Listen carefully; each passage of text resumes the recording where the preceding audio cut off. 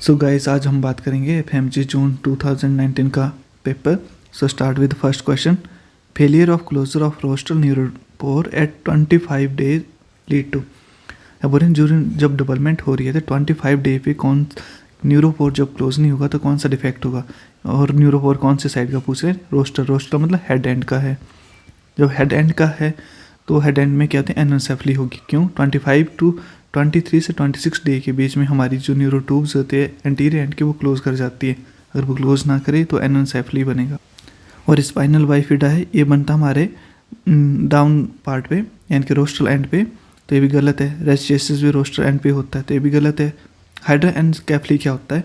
ये भी एक रेयर ब्रेन डिफेक्ट होता है जिसमें ब्रेन की डेवलपमेंट इफेक्ट हो जाती है।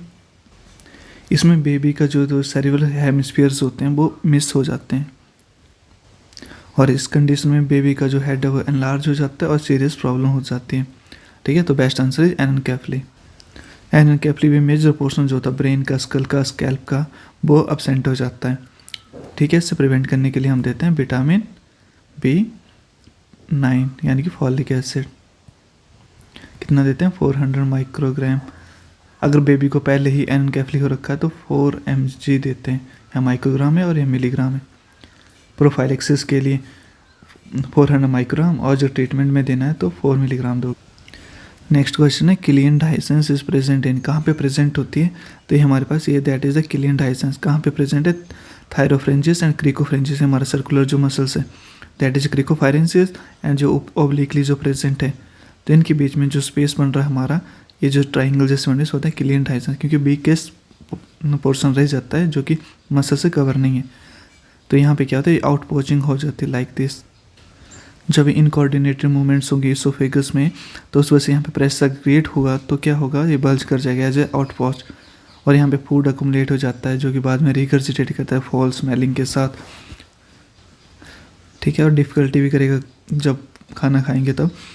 एंड जो इसमें आंसर आएगा हमारे पास that is the inferior constrictor muscle. Superior का कोई रोल नहीं है, ना ही मिडिल का है, ना ही इसोफेजियल फाइबर का है। तो best answer is inferior constrictor muscle. Next time वो क्वेश्चन ऐसे पूछ लेंगे किन मसल्स के बीच में प्रेजेंट होता है, तो आपको बताना चाहिए थायरोफ्रेंजिस और क्रिकोफ्रेंजिस, जो कि हमारे दो मसल्स हैं, इंपॉर्टेंट रोल प्ले करते हैं किलियन डाइसेंस में। नेक्स्ट क्वेश्चन है which of the following gland is supplied by glossopharyngeal nerve. अब ग्लॉसोफ्रेंजियल नर्व हमारे एक ही ग्लैंड को सप्लाई करते हैं, दैट इज अ पैराटिस जो ग्लैंड्स होता है सलाइवरी, एंड जो रेस्ट ऑफ जो ग्लैंड्स हैं इनको कौन सप्लाई करता है? Facial nerve. फेशियल नर्व कौन सी नर्व होती है हमारे पास? 7th नर्व होती है, तो वो हमारे रेस्ट ऑफ ग्लैंड्स को सप्लाई करेगी। हमें जनरली यही पता होता है कि ग्लैंड्स को कौन फेशियल नर्व सप्लाई कर रही है, तो उसमें पैराटिस सलाइवरी आता है, पर इसमें कौन सी? ग्लॉसोफ्रेंजियल रहती है, याद रखना है। और नेक्स्ट क्वेश्चन ये पूछा जाता है जो हमारे पास पैराटिड ग्लैंड है इससे कौन सी नर्व जाती है? तो यहाँ पे कौन से फेशियल नर्व के ट्रंक होते हैं वो फर्दर डिवाइड कर जाते हैं 3 यानी कि 5 पार्ट्स में, temporal, zygomatic, buccal, mandibular and cervical. जब सर्जरी करते हैं तो किसको इंजरी के चांसेस रहते हैं? फेशियल नर्व को। Next question inferior scapular angle is at which level. तो वो हमारे T8 के लेवल पे प्रेजेंट होता है। एंड हमारा C2 कहाँ होता है? जो ऑसिपिटल बोन है उसके नीचे जो फर्स्ट आपको स्पाइनस प्रोसेस जो पाल्पेबल होगी वो हमारा C2 वर्टिब्रा की होती है। नेक्स्ट है C7 and T1। Most prominent जो स्पाइनस प्रोसेस होती है at the base of the नेक पे, सबसे लॉन्गेस्ट भी वही होती है C7 वाली, तो वो मोस्ट प्रोमिनेंट होती है। एंड T4 कहाँ पे होती है? Root of spinous process. ये स्पाइनस प्रोसेस है, इसके रूट के जो लाइन पास हो रही है दैट है T4 के लेवल पे। एंड T8 ये जो है इन्फीरियर एंगल ऑफ स्कैपुला पे प्रेजेंट होती है, that is the inferior angle of scapula. And T12 के लेवल पे यानी कि जो 12 रिब होती है उसके हेड जहाँ से पास होता है that is the T12। And L4 के लेवल पे क्या होता है? Superior border of iliac rest का होता है, इंपॉर्टेंट है, पूछा जाता है, that is iliac rest, and इसका सुपीरियर बॉर्डर ये रहा, तो कौन सी जाती है? L4। Next question what is the structure highlight is. ये कौन सा मसल्स है? ये हमारे पास है टेरिस माइनर मसल, जो कि यहाँ पे ग्रेटर ट्यूबरकल पर जाके अटैच हो रहा है। ठीक है, इस पर कितने मसल्स होते हैं? ग्रेटर SITS से हम याद करते हैं suprascapular, supraspinatus, infraspinatus, teres minor and subscapular. Subscapular सबसे नीचे आता है। ठीक है, ये हमारे पास टेरिस माइनर वाला मसल्स रहता है। और टेरिस माइनर को ऐसे आइडेंटिफाई करके हमारे पास लेटरल वाटर से वो ओरिजिनेट करेगा स्कैपुला के और इंसर्ट होगा ग्रेटर ट्यूबरकल पे जाके। और कौन सी नर्व इसको सप्लाई करती है? That is the axillary nerve. Axillary nerve इसको सप्लाई करेगी। Next question, which single muscle is involve in the action of arm flexion, adduction and medial rotation. देखो इसमें जो है इन्होंने पूछा फ्लेक्शन करेंगे, एडक्शन करेंगे, मीडियल रोटेशन, एक किसका फंक्शन होता है, वो होता है पेक्टोरलिस मेजर मसल। इस पिक्चर में आप देख सकते हो ये हमारे पास पेक्टोरलिस मेजर मसल है, जिसके जो फाइबर्स हैं ओब्लिकली क्रॉस होके किस पे इंसर्ट करें, ह्यूमरस पे इंसर्ट कर, और इसका मेजर फंक्शन होता है एडक्शन और मीडियल रोटेशन और फ्लेक्शन में। और जो हमारा पेक्टोरलिस माइनर है वो क्या करता है, स्टेबलाइज करेगा स्कैपुला को, एंड सब क्लेवियस की क्या काम होता है, anchor and depress the scapula, and serratus anterior कहते हैं protract the scapula and lateral rotate the scapula. Next question, one of the nerve supplying the upper limb, the upper lateral subcutaneous nerve of the arm supplying the skin overlying the posterior word of deltoid muscle as well as covering the long head of tricep is the branch of। देखो deltoid को कौन supply करते हैं, that is axillary nerve. तो ये हमारे पास कौन सा एरिया, डेल्टॉइड से एरिया है, इसको कौन सप्लाई करिए, axillary nerve. Regimental badge anaesthesia भी हो जाता है, जब रॉन्ग इंजेक्शन प्रैक्टिस करते हैं तो उस वजह से एक्सिलरी नर्व को इंजरी हो जाती है। Next question, which muscle originate from the medial condyle of humerus. तो मीडियल कॉन्डाइल से कौन सा, देखो ये जिससे मीडियल कॉन्डाइल, और इसके पीछे से कौन से जाते हैं, अल्ना नर्व जाती है, और यहाँ से कौन सा मसल ऑरिजिनेट करता है, दैट इज प्रोनेटर टेरिस। और जो प्रोनेटर क्वाड्रेटस दिया हुआ है वो कहाँ से ऑरिजिनेट कर रहा है, जो हमारे पास अल्ना बोन है इसके एंटीरियर सरफेस से यहाँ से ऑरिजिनेट करता है, दैट इज प्रोनेटर क्वाड्रेटस।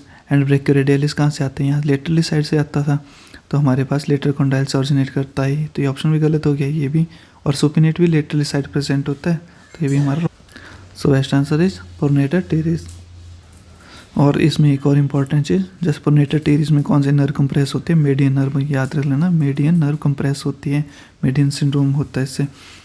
और सुपिनेटर भी कंप्रेस करता है कौन से नर्व को, रेडियल नर्व को, जो यहाँ से ऑरिजिनेट करेगा सुपिनेटर मसल रेडियल नर्व को कंप्रेस करता है। Important key point, an injury to the zone area can lead to fracture of which of the following, ये क्या दिया है, एनाटॉमिकल स्नब बॉक्स। तो हमसे पूछ रहे हैं कि यहाँ पे किसको इंजरी हो सकती है, यहाँ पे स्टाइलॉइड प्रोसेस का एंड आता है, तो वो नहीं है, जैसे हमें कार्पल दी हुई, कार्पल यहाँ पे कौन से प्रेजेंट है, स्कैफॉइड प्रेजेंट होते हैं जो बेस पे प्रेजेंट होती है, एंड मोस्ट कॉमनली फ्रैक्चर होने वाली बोन है। और ये वेस्कुलर नेक्रोसिस में इंपॉर्टेंट AVN होती है, इसमें क्यों होती है, ये हमारे पास मान लो ये स्कैफॉइड है, ठीक है, तो इसमें ब्लड सप्लाई डिस्टल एंड से आती है, यहाँ से ब्रांचेस आएंगी, यहाँ से फ्रैक्चर हो जाएगी तो इसको ब्लड सप्लाई कहीं से भी नहीं आएगी, तो ये कहाँ क्या हो जाएगा, इसकी नेक्रोसिस हो जाएगी, तो best answer is scaphoid. Next question है, patient presented with hypothenar muscle wasting and loss of sensation of medial 1.5 digit which nerve is involve. तो हाइपोथिनार को कौन सप्लाई करता है, अल्ना नर्व सप्लाई करती है, ठीक है, मीडियन कहाँ लेटरली सप्लाई करेगी, रेडियल भी हमारे एक्सटेंसर सरफेस को सप्लाई करती है। तो हम हाइपोथिनार से इंपॉर्टेंट कौन सी नर्व रहती है, हमारे अल्ना नर्व, और मस्कुलर गिटेनिस का कोई रोल नहीं है इसमें, तो बेस्ट आंसर अल्ना नर्व। और अल्ना नर्व के साथ इंपॉर्टेंट जो एसोसिएटेड है जिसे बोलते हैं क्यूबाइटल टनल सिंड्रोम। इस पिक्चर में देख सकते हैं ये हमारे हाइपोथिनार वाला मसल्स हैं, ये क्या है, थिनार वाला जो मोस्ट प्रोमिनेंट होता है, और हाइपोथिनार वाला ये है, इसको कौन सप्लाई करता है, अल्ना नर्व सप्लाई कर रही होती है, इसको सप्लाई कर रही है मीडियन नर्व।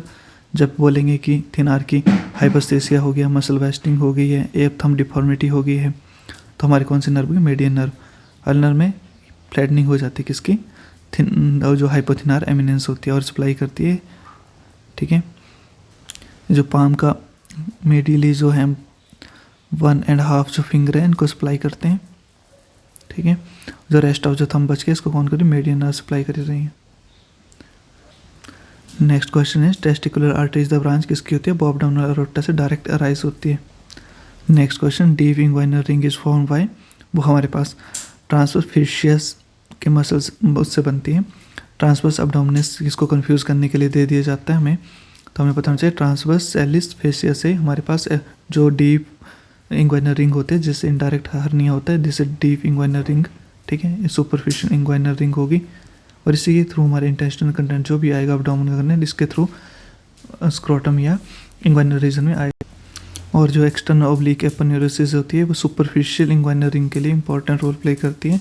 अगर इसमें वीकनेस होगी तो कौन सा, एक्सटर्नल ओब्लिक की जो होता है एपोन्यूरोसिस वीक हो, और यही फॉर्म करते हैं हमारे पास सुपरफिशियल इंग्वाइनल।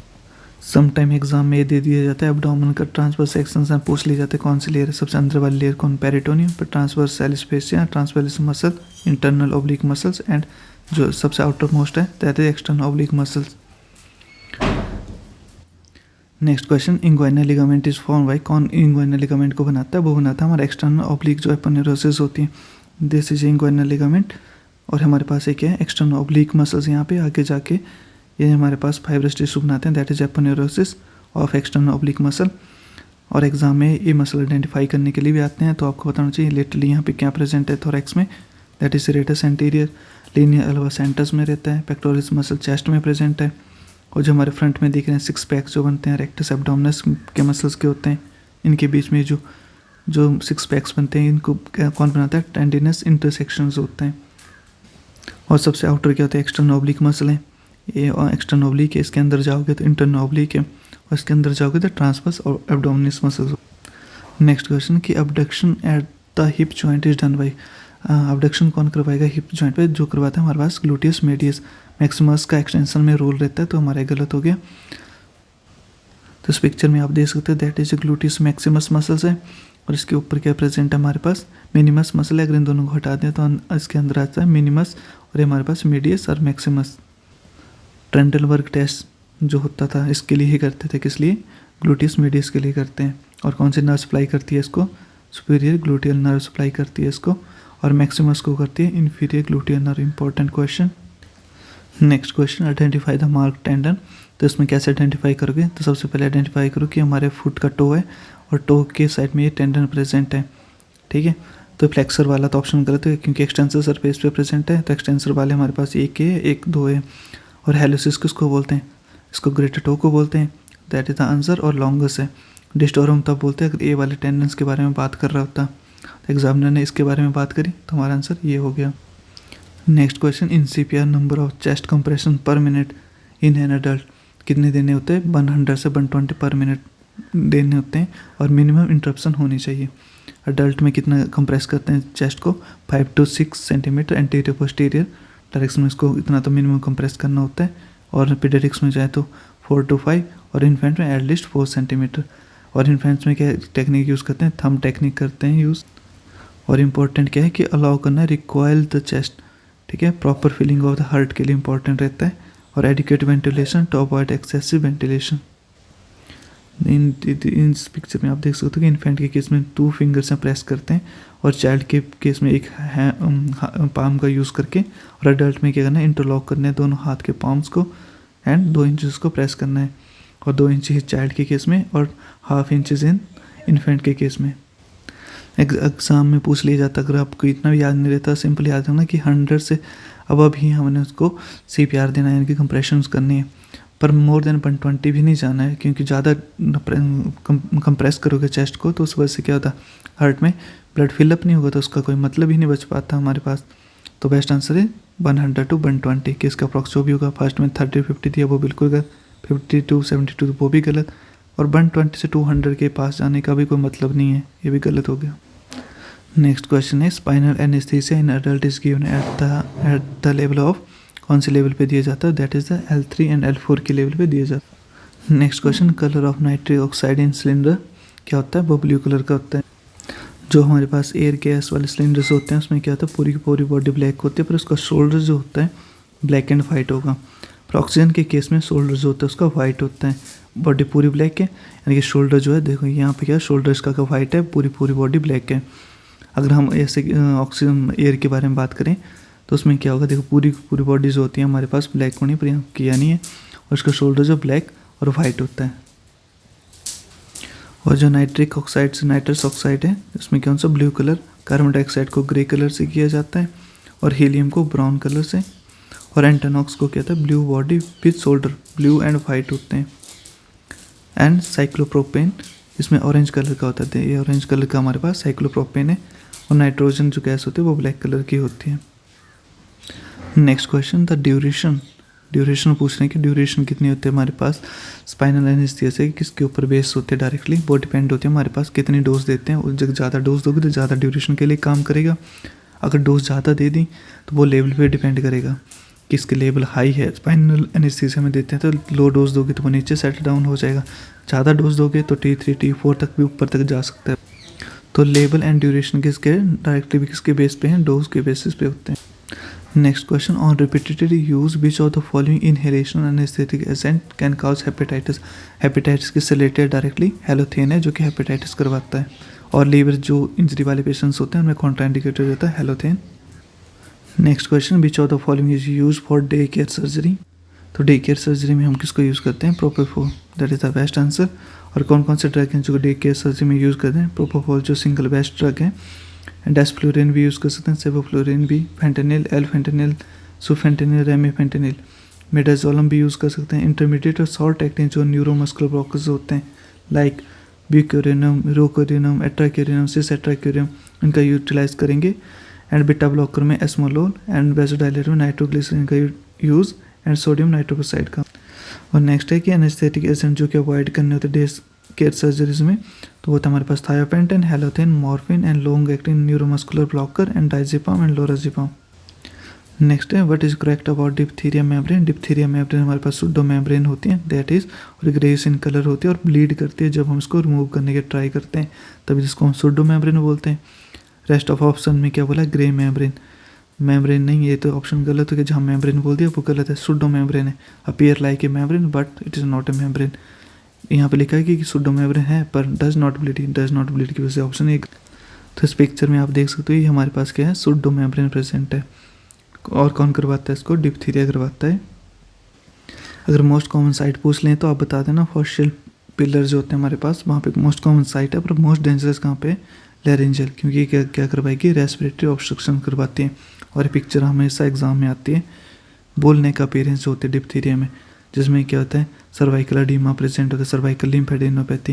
अगर पिक्चर आई तो तुम्हारे माइंड में डायरेक्टली आंसर आ जाएगा कि डिप्थीरिया के बारे में बात होगी। Next question, DNA transfer in bacteria via phage, इसको अगर फाज फेज के थ्रू अगर वो ट्रांसमिट होता है उसको होते हैं ट्रांसडक्शन, और ऐसा डिप्थीरिया में भी होता है ट्रांसडक्शन, क्योंकि इसमें जो हमारे पास एंटीजन आता है वो हमें कौन सा बैक्टीरियोफाज लेके आता है, बैक्टीरियोफाज डिप्थीरिया में, ठीक है। तो क्या होता है उसमें, ट्रांसडक्शन होता है। Next question, sporulation occur in which face of the bacterial growth curve. Sporulation मैंने बताया था पहले भी कि वो स्टेशनरी फेस में होता है, दैट इज स्टेशनरी फेस, यहाँ पे आपकी स्पोरुलेशन होगी। और एक्सेसिव मल्टीप्लिकेशन जो बैक्टीरिया होती है जो लॉग फेस में होती है, कन्फ्यूज मत होना, लॉग और लैग फेस कहीं पर पूछा था, लॉग फेस कौन सा है और लैग फेस कौन सा है। तो ABCD में सबसे पहले क्या आता है, ए, तो मतलब स्टार्टिंग किससे करोगे, LAG लैग फेस से, फिर उसके बाद O बाद में आता है, तो O मतलब बाद में, यानी कि लॉग फेस।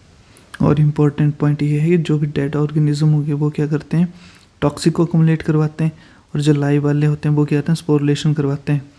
और मैंने लॉग का बता दिया कि इसमें ग्रोथ होती है exponentially.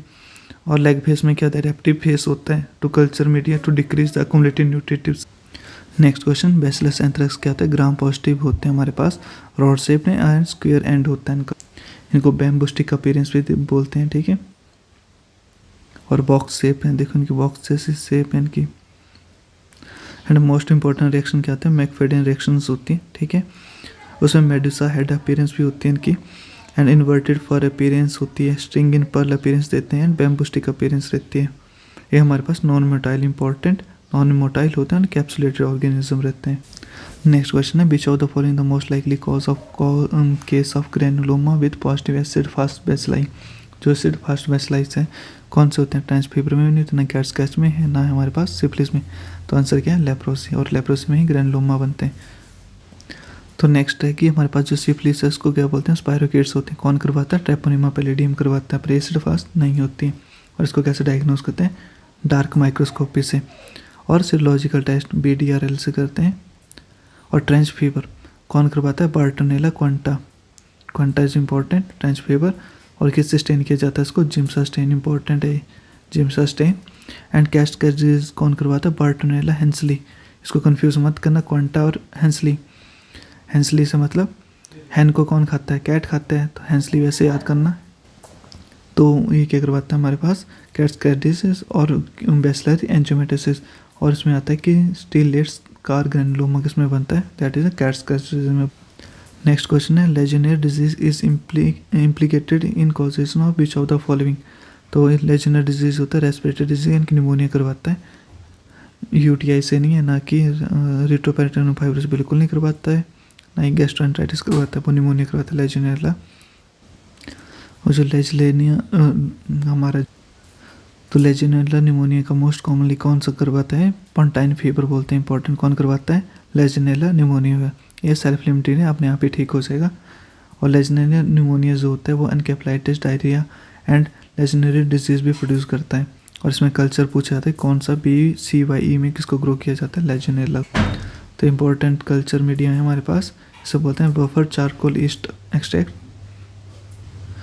Next question, when should you perform the Widal test in case of typhoid. वो आपको सेकंड वीक में परफॉर्म करते हो। फर्स्ट में क्या करते हो, ब्लड कल्चर। सेकंड में करते हो agglutination test, that in the second week.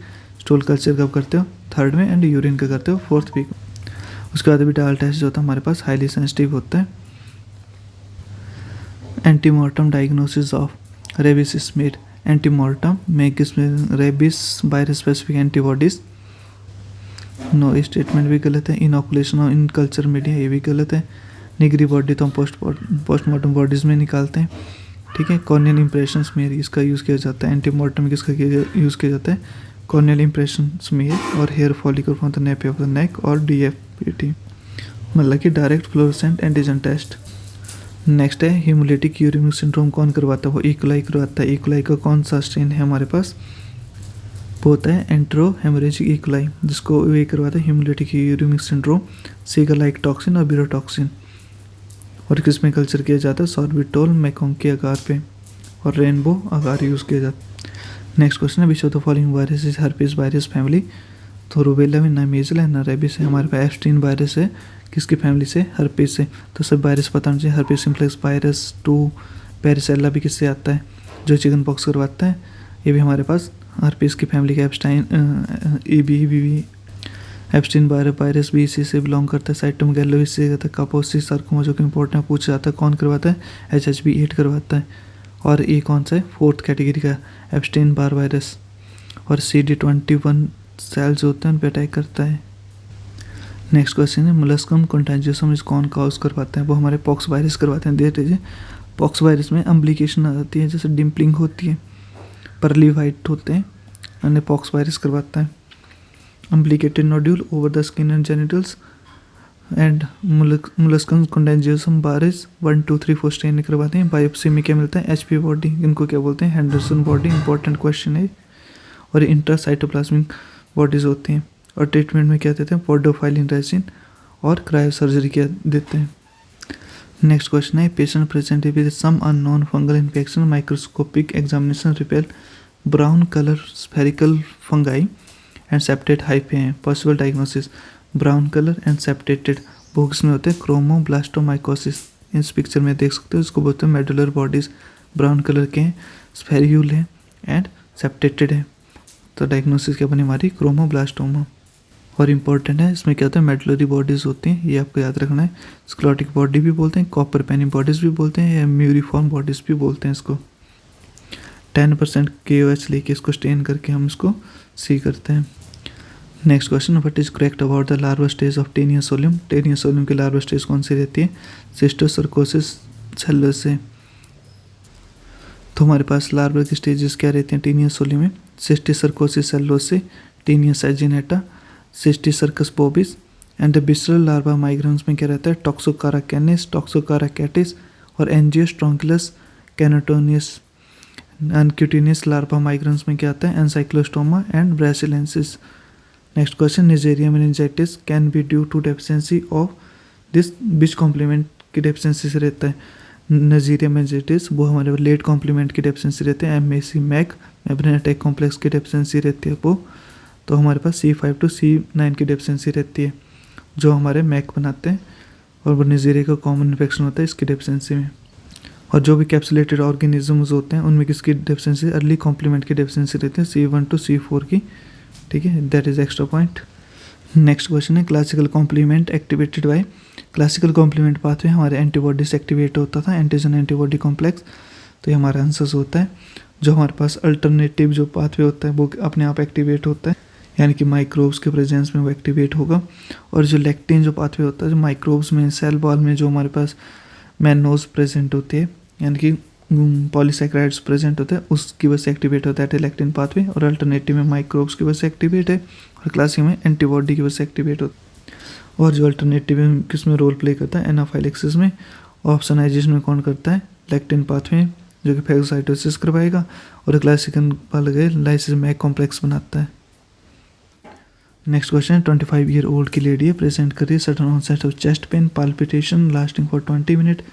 C says there were 3 similar episode in the past, all the investigations are normal, what is the likely diagnosis. जब सब सारी इन्वेस्टिगेशन नॉर्मल है और पहले भी हो चुका है, मतलब सडन से स्टार्ट होता है, पाल्पिटेशन ब्रेथलेसनेस हो जाता है, ठीक है, इन्वेस्टिगेशन नॉर्मल आते हैं, तो इसका किसके फीचर है, पैनिक अटैक के आते हैं हमारे पास। ना ये मेनिया में होता है, ना डिप्रेशन में, एक्यूट साइकोसिस में होगा। All are the stages of death except, कौन सी स्टेजेस डेथ की स्टेज नहीं है, तो डिनाइल बिल्कुल है, एंगर भी है, एंड बार्गेनिंग भी है, पर एजिटेशन नहीं है। 5 स्टेजेस ऑफ डाइंग होती है, denial, anger, bargaining, depression and acceptance. इसको ढाबा से आप याद कर सकते हो। तो आप ए से एक्सेप्टेंस को कंफ्यूज मत कर देना एजिटेशन से, तो रिमेंबर इट कि एक्सेप्टेंस होता है। Shortest acting corticosteroid is following, तो शॉर्टेस्ट एक्टिंग हमारे पास हाइड्रोकॉर्टिसोन्स होता है, that is the hydrocortisone shortest acting. Intermediate में प्रेडनिसोलोन आता है, लॉन्गर एक्टिंग में बीटा एंड पैरामिथासोन आता है। Which of the following anti-epileptic drug has the highest teratogenic potential and not prescribed in the pregnancy, वो valproate होता है। फैक्ट बेस्ड क्वेश्चन है और डायरेक्टली न्यूरोट्यूब डिफेक्ट भी करवाता है। एंटी रिस्क एंटीलेप्टिक्स व लोएस्ट रिस्क ऑफ टेट्रोजेनेसिस, वो हमारे पास लेमोट्राइजीन होता है, लेविट्रेस्टेम होता है, इसका यूज़ करते हैं हम प्रेगनेंसी में। You Wing Ke ardent researcher in the field of vaccine production are in the charge of preparing samples to make a vaccine against the new variant of SARS-CoV-2. After getting satisfactory result in the preclinical studies, you seek approval to do clinical studies which require healthy volunteers. Which of the following phase you are in? We will work in the phase 1.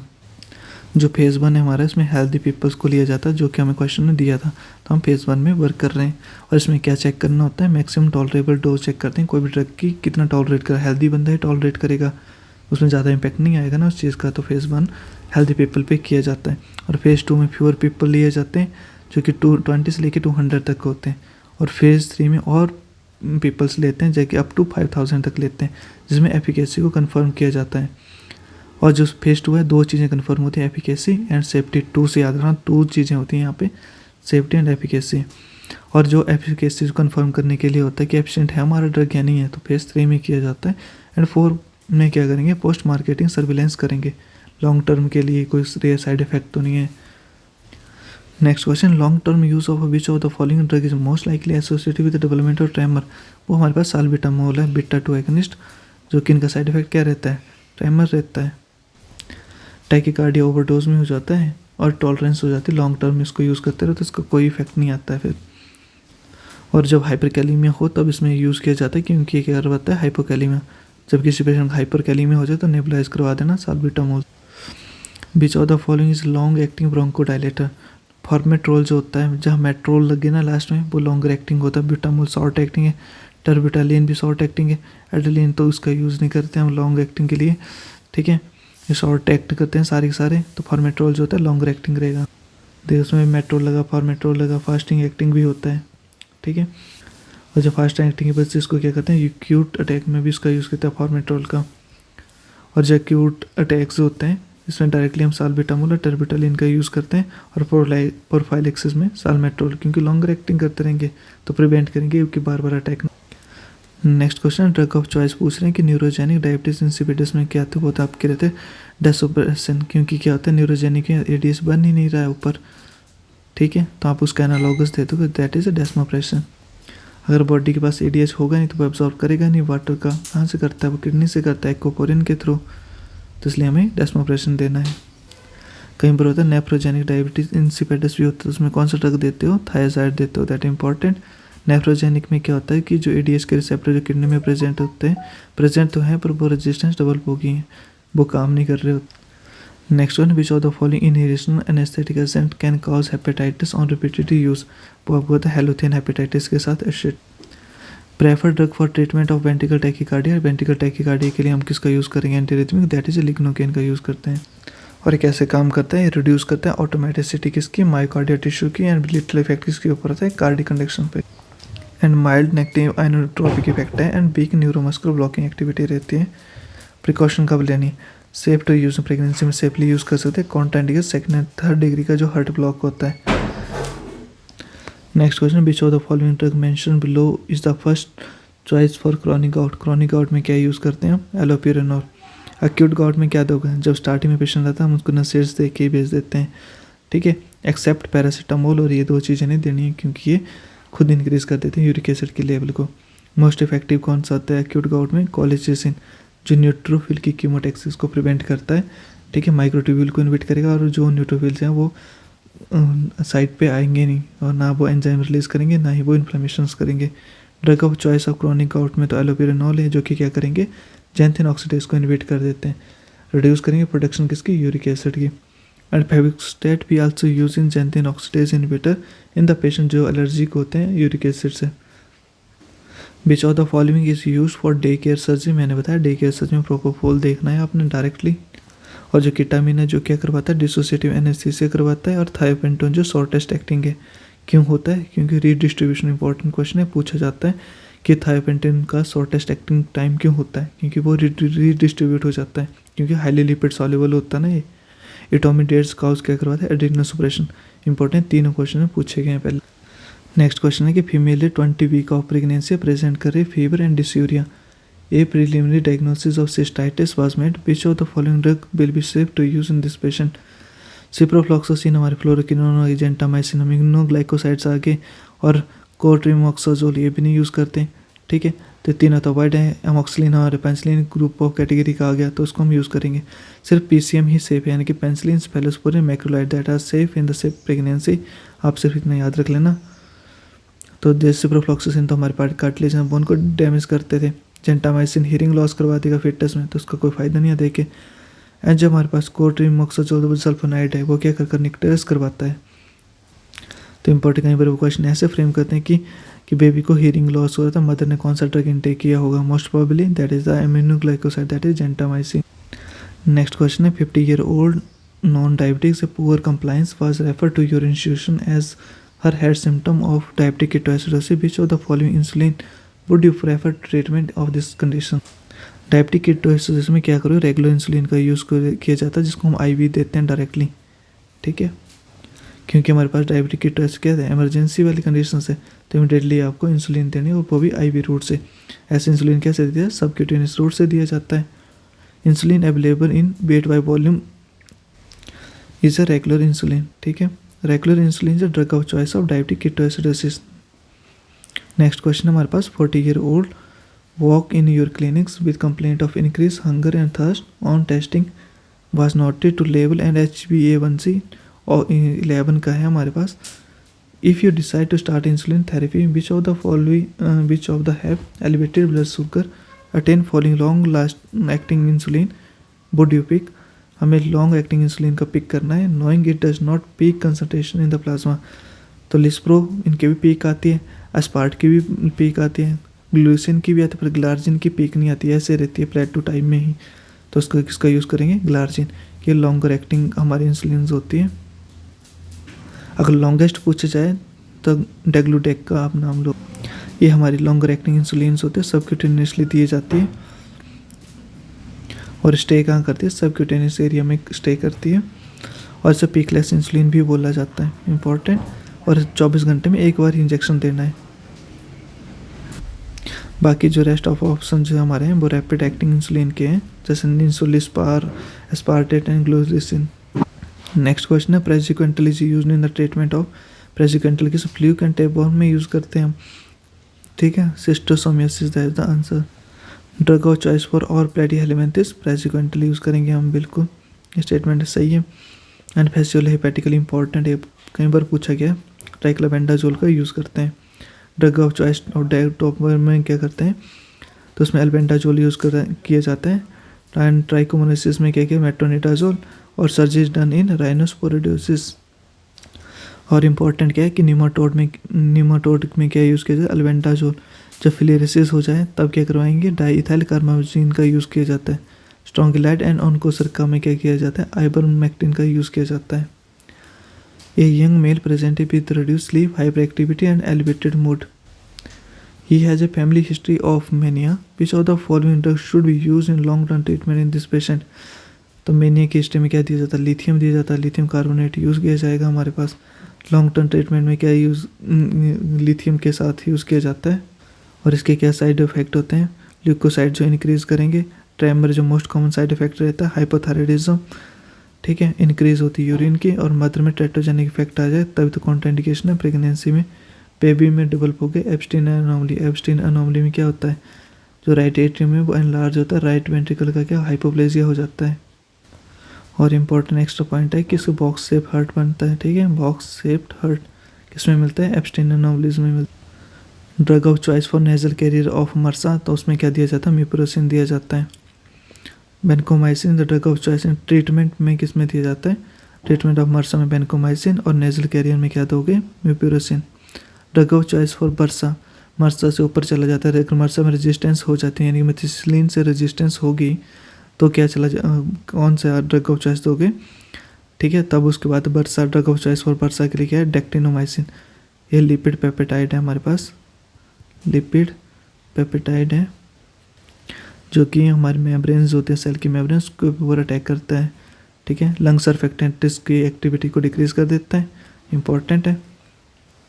B से क्या आता है, बेनकोमाइसिन, बेनकोमाइसिन resistance, M for methicillin, ये याद रहना चाहिए, methicillin इसको बोलते हैं। नेक्स्ट है anti depression drug which is used for smoking cessation. Smoking cessation के लिए कौन सा यूज़ किया जाता है, जो कि एंटी डिप्रेशन एक ड्रग है, दैट इज बुप्रोपियन। इसको एंटी स्मोकिंग ड्रग भी बोला जाता है। It is drug which is use for anxiety में भी यूज़ किया जाता है। Important, anti smoking drug which of the following drug is selective COX two inhibitor. Selectively COX को इनहिबिट करने वाला है वो इटोरोकॉक्सी। अगर लॉन्ग टर्म यूज़ किया जाए तो इसका क्या इफेक्ट रहता है, मायोकार्डियल इन्फार्क्शन। इंपॉर्टेंट है, इंपॉर्टेंट क्वेश्चन है। Aerosol drug use for treatment of respiratory syncytial infection in the child is that is ribavirin. और हमारे पास इंडिनाविर किसके में यूज़ किया था, HIV में यूज़ किया जाता है, जो कि नेबिर, नेबिर मतलब प्रोटीएस इनहिबिटर, प्रोटीएस इनहिबिटर होते हैं। एमेंटेडिन किस में पढ़ा था आपने, इन्फ्लुएंजा में पढ़ा था, उसमें यूज़ करते हैं। टेनोफाइबिर न्यूक्लियोटाइड रिवर्सिबल NRTI था ये, ठीक है। Next question, drug of choice for treatment of Alzheimer disease. Alzheimer disease में अट्रोपिन का यूज़ नहीं करते हैं, ना फाइजोस्टिगमिन का, ना इसका करते हैं, डोनाफिजिल का यूज़ होता है। That is the answer. Drug of choice for treatment of Alzheimer donepezil. Atropine is the drug of choice किसके लिए होता है, ओपी पॉइजनिंग के लिए, यानी कि ऑर्गेनोफॉस्फेट पॉइजनिंग में यूज़ होता है। फाइजोस्टिगमिन अट्रोपिन पॉइजनिंग में करते हैं। फ्लुओक्सिटिन का किस में यूज़ किया जाता है, एंटी डिप्रेशन में, कि जब इसकी ओवरडोज ली जाती है तो एंटीडोट है किसका, बेंजोडाइजेपिन का। फ्लुओक्सिटिन SSRI, ठीक है। एस्टाइलकोलिनेस्टेज इनहिबिटर ड्रग का कौन कौन से हमारे पास, donepezil, rivastigmine and galantamine. Next question, mechanism of action of atropine in treatment of OP poisoning. OP poisoning में क्या करेगा अट्रोपिन, अट्रोपिन क्या होता है, एंटी मस्कुलिनिक एक्टिविटी है, मतलब जो भी सिक्रीशन ओपी पॉइजनिंग में क्या होता है, इंक्रीज होती है सिक्रीशन, हर एक सिक्रीशन इंक्रीज हो, सलाइवा, नेजल, आई से, तो उन सिक्रीशन को डिक्रीज किसका काम करने का काम होता है, अट्रोपिन। अट्रोपिन का एंटी मस्कुलिनिक एक्टिविटी होती है। और ऑर्गेनोफॉस्फेट क्या करते हैं, एस्टाइलकोलिनेस्टेज जो एंजाइम है इसको इनहिबिट कर देते हैं, तो किस वजह से एस्टाइलकोलिन की लेवल बढ़ जाती है, इंक्रीज हो जाती है। वो कहाँ एक्ट करें, मस्कुलिनिक रिसेप्टर पे, फिर करवाएंगे इंक्रीज करवा देंगे सिक्रेशंस की। और M2 पे एक्ट करेंगे तो ब्रैडीकार्डिया करवाएंगे, M3 पे करेंगे तो ब्रोंकोकंस्ट्रिक्शन करवाएंगे। Atropine drug of choice OP poisoning में यूज़ होती है। पर इंपॉर्टेंट, अट्रोपिन जो एंटीडोट यूज़ किया जाता है वो निकोटिनिक रिसेप्टर पे एक्ट नहीं करता है, वो किस पे एक्ट करता है, सिर्फ ओनली मस्कुलिनिक पे। मस्कुलिनिक पे जो भी सिम्टम प्रोड्यूस होंगे वो रिवर्स हो जाएंगे, पर जो निकोटिनिक के सिम्टम है वो रिवर्स नहीं होंगे, लाइक मस्कुलर वीकनेस, ये कुछ टाइम के बाद रिवर्स हो। नेक्स्ट क्वेश्चन है, secretion of prolactin is inhibited by. जो प्रोलैक्टिन को कौन इनहिबिट करता है, वो डोपामिन। डोपामिन रेगुलेट करता है प्रोलैक्टिन की secretion, the answer is dopamine. And pregnancy induce prolactin inhibiting जो हार्मोन्स होता है वो कौन प्रोड्यूस करता है, हाइपोथैलेमस, ठीक है। वो क्या होता है, डोपामिन।